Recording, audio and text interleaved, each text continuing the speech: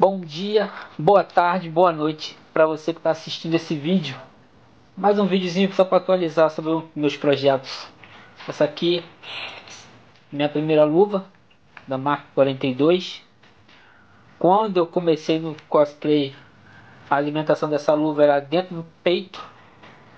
Com o tempo eu melhorei, a alimentação veio pro antebraço.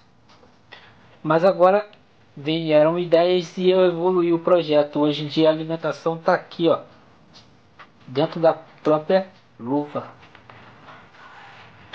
Ó, maneiro, né?